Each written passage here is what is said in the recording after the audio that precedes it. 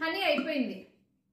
దీన్ని ఇప్పుడు డస్ట్బిన్లో పడేస్తారు కదా, అలా పడేవాకండి. దీన్ని మంచిగా కడిగేసి కొంతసేపు ఆరబెట్టుకొని నాలాగా ఇలా కారం ఉప్పు ఇలా నిలవ పచ్చళ్ళు పెట్టుకోండి, ఎప్పటికీ తాజాగా ఉంటాయి. ఇది జామ్ అనుకున్నారా? పొరపాటు పడ్డారు మీరు. ఆవకాయ పచ్చడి, ఇది కూడా జామ్ అనుకుంటున్నారా? పప్పులో కాలేసినట్టే.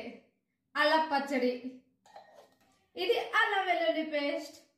ఇలా స్టార్టింగ్ లో కొంచెం కష్టంగా ఉండిద్ది, మన సీసాలు యూజ్ చేయాలంటే భయంగా ఉండిద్ది పగిలిపోతాయి అని. 1-2 సీసాలు పగిలిపోతాయి, వదిలేసేయండి.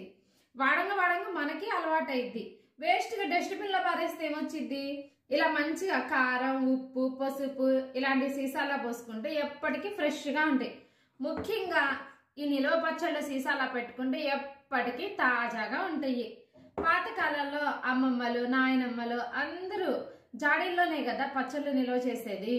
ఇప్పుడు అందరూ తప్పరవేర్ డబ్బాలని ప్లాస్టిక్ డబ్బాల్లోనే పెడుతున్నారు ఫ్రిడ్జ్లో పెడతానికి. అలా యూజ్ చేయకండి. ఇంకా తప్పదు, యూజ్ చేయాలి, కానీ దాన్ని మెల్లిమెల్లిగా తగ్గించుకుంటూ రాండి. ముఖ్యంగా ఉప్పు మట్టికి సీసాలోనే పోసుకోండి. ఉప్పు ప్లాస్టిక్ నైనా స్టీల్ నైనా అల్యూమినియం అయినా తినేస్తుంది. మన స్టీల్ దాంట్లో ప్లాస్టిక్ దాంట్లో అల్యూమినియం దాంట్లో ఉప్పు పోసి ఒక 10 days ఉంచండి. తర్వాత తీసి చూడండి, అదంతా తినేసినట్టు ఏదో కుక్కురుగా అయిపోయింది ఆ బౌలు.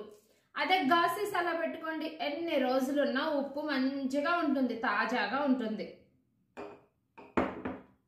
ఇక నుంచి వాడి పడేసిన జామ్ సీసాలు హనీ సీసాలు పారేస్తారా?